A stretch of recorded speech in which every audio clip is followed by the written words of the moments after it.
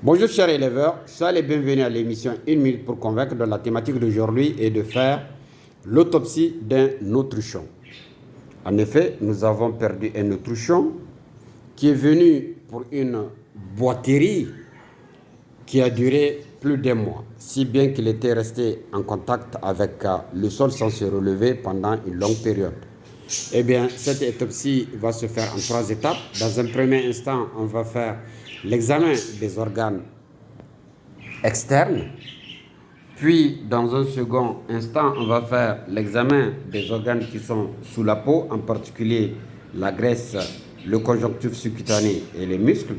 Et puis, nous ferons un examen de tous les appareils, organe par organe, en particulier l'appareil digestif, l'appareil respiratoire, l'appareil urogénital, l'appareil lymphatique, l'appareil cardiovasculaire, et dans l'optique d'essayer de trouver la cause de cette mort.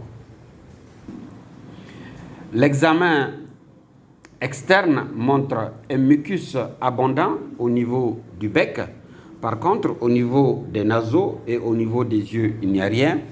D'autre part, nous avons observé au niveau du jarret une plaie de contact qui montre probablement un risque infectieux du fait d'être en contact avec le sol. Nous avons constaté aussi une couleur violacée de la zone de contact de l'abdomen avec le sol. Nous allons passer à l'étape numéro 2, à savoir la dissection de l'animal. À présent, nous venons de faire la dissection de notre autruche. Et les principales lésions que nous constatons, nous constatons ici des lésions de contact au niveau de la cage thoracique. 2, nous constatons ici des lésions de putréfaction débutante pour la simple raison que c'est le tube digestif qui est sous-jacent et par conséquent la putréfaction est plus facile. La lésion la plus importante que nous avons constatée, c'est cette plaie de contact qui très certainement s'est infectée et a provoqué une septicémie chez l'animal. Nous allons continuer l'autopsie, mais nous profitons de l'occasion pour parler un peu de l'anatomie.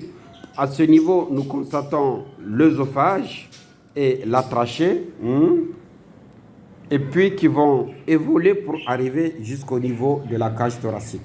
Et s'il y a quelque chose de frappant chez l'autruche, c'est l'absence d'un jabot externe.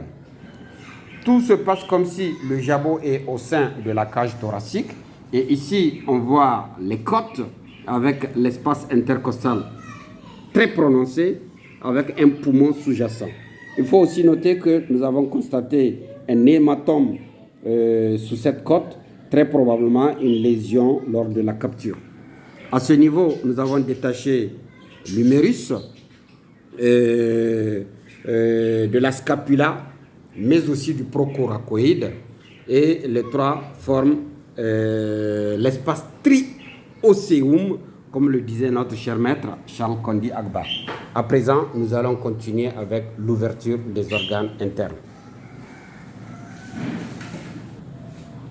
Donc, à présent, nous allons ouvrir la cage thoracique et nous constatons un sternum qui est cartilagineux du fait de l'âge du sujet.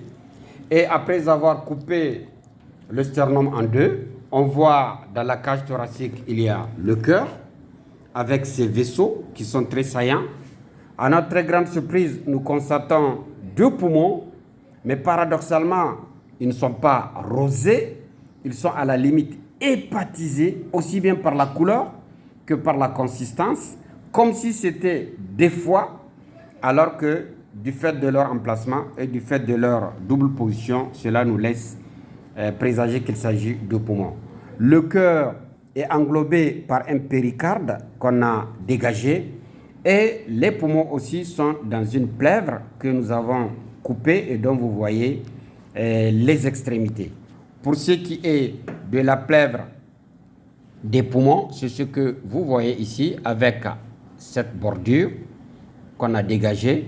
Pour ce qui est de la plèvre du cœur, c'est celle que vous voyez ici et que nous étions obligés de découper. On va continuer l'examen des organes internes avec l'espoir de trouver d'autres lésions. Donc nous continuons notre exploration, chers confrères. Nous venons de dégager le sternum et une partie des côtes. Et maintenant nous sommes dans la cage thoracique. Et comme Kekoulé, nous aussi, nous sommes trompés. Ayant vu ces deux masses dans la cage thoracique, nous avons pensé que c'était un poumon hépatisé. Mais à notre grande surprise, nous venons de constater les poumons qui sont ici et qui sont rosés, mais qui sont collés sur la face dorsale. Et le deuxième poumon, il est ici. Et nous constatons aussi qu'il y a beaucoup de lésions, comme s'il s'agit de la tuberculose miliaire, sous forme punctiforme, de couleur blanchâtre. Donc, s'il y a une observation à faire, c'est que la cage thoracique protège le foie, et le foie chez l'autruche semble être polylobé, ce qui donne cette impression d'avoir 4 poumons dans la cage thoracique. Toutefois, les poumons sont élastiques et ont une couleur rosée, alors que le foie, il a une consistance propre et une couleur qui lui est propre. Mais la particularité, sont ces deux lobes de part et d'autre de l'axe de symétrie bilatérale qui donne cette impression d'un poumon hépatisé. Nous venons d'ouvrir la cavité abdominale et à notre très grande surprise, nous constatons que chez l'autruche, le jabot est dans la cavité abdominale. Et le jabot communique directement avec le gésier et en dessous du gésier commencent les intestins. Et nous voyons la tuyauterie qui conduit vers les intestins. D'autre part, il y a une séparation entre le jabot par une membrane fine que vous voyez ici qui sépare le jabot d'un autre secteur de la cavité abdominale. Donc voilà la particularité chez l'autruche, c'est d'avoir un jabot qui est dans la cavité abdominale et non à l'extérieur comme chez les poules ou chez les pigeons. On va continuer notre investigation en continuant ce riche parcours anatomique. Donc nous continuons cette exploration. À présent, nous sommes au niveau du cœur où nous constatons que nous avons un cœur qui présente l'oreillette ici. C'est l'oreillette gauche qui communique directement avec le ventricule gauche. Et ensuite, de ce côté, nous constatons le ventricule droit qui communique avec l'oreillette droite. Nous constatons du côté gauche la veine cave supérieure et la veine cave inférieure qui communiquent avec l'oreillette. Et ici, nous avons l'artère aortique. Et puis, à ce niveau, nous avons les artères et les veines pulmonaires. Et s'il y a une particularité, on constate que le cœur gauche a une paroi qui est beaucoup plus souple que le cœur droit, qui lui a une musculature beaucoup plus importante. On va ouvrir pour voir ce qui se passe au niveau des muscles. Donc, comme je le disais tantôt, après ouverture, nous constatons que le ventricule droit a une paroi très épaisse que vous constatez ici. Il a une seule cavité et communique avec l'oreillette droite. Par contre, au niveau du cœur gauche, nous constatons la paroi du ventricule gauche qui est très faible en termes d'épaisseur et qui communique avec l'oreillette gauche que nous avons sauté à ce niveau. Nous continuons notre exploration et à présent nous sommes au niveau de l'arbre respiratoire et nous constatons la trachée qui a bifurqué en deux parties pour donner deux branches, l'une qui rentre dans le poumon gauche et l'autre qui rentre dans le poumon droit. Et très certainement, dans les poumons, les branches vont se subdiviser en bronchioles jusqu'au niveau des alvéoles pulmonaires. Nous allons continuer notre exploration. Nous sommes au niveau des organes annexes de l'appareil digestif et en particulier nous sommes au niveau du foie Et nous constatons que l'autruche a un foie très volumineux, en 2 lobes, sur 2 côtés. Et nous constatons à ce niveau la veine porte-caudale qui est assez impressionnante. Toutefois, je n'arrive pas à observer la vésicule biliaire.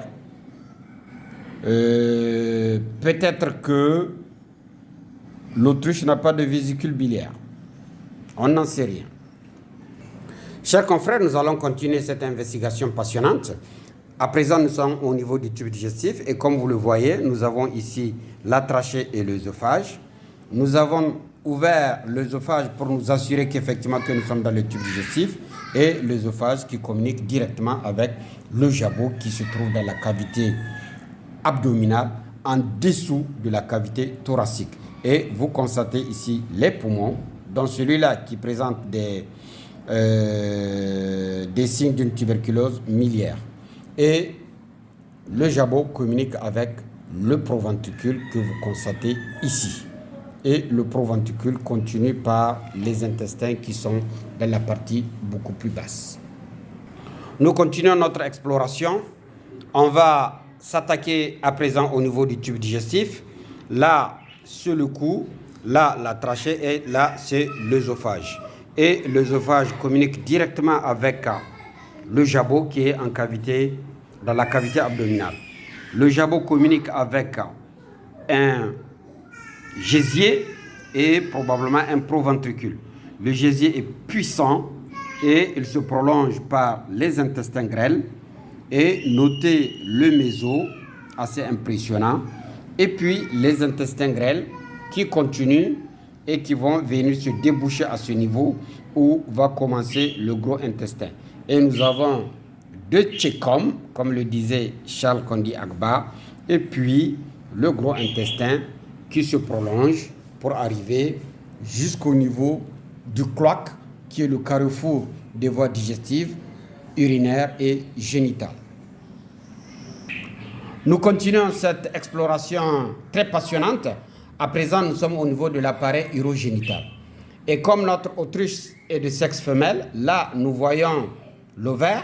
Mais comme le sujet est très jeune, par contre, nous constatons l'oviducte qui vient ici et qui communique au niveau du cloaque. Et en dessous, nous avons les 2 reins que vous voyez ici, le rein gauche et le rein droit.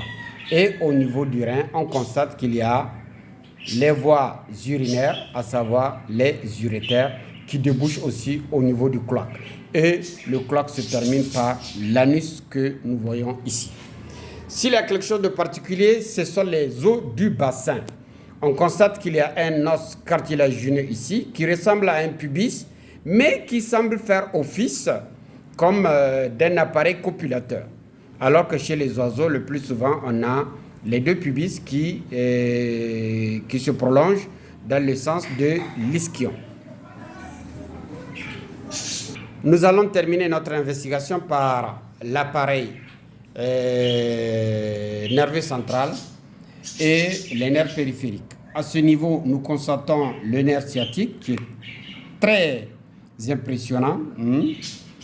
Par contre, nous nous sommes rendus compte que malgré le jeune âge du sujet, on ne s'est pas rendu compte de la présence d'une bourse de Fabricius à ce niveau. Donc voilà, nous sommes au terme de cette autopsie et nous pouvons dire que notre sujet est mort très probablement d'un trouble respiratoire qui se traduit par des lésions de tuberculose miliaire auquel s'est rajoutée une plaie au niveau du jarret qui s'est infectée et qui a provoqué la mort de l'animal. Et ceci, c'est à la maison des éleveurs.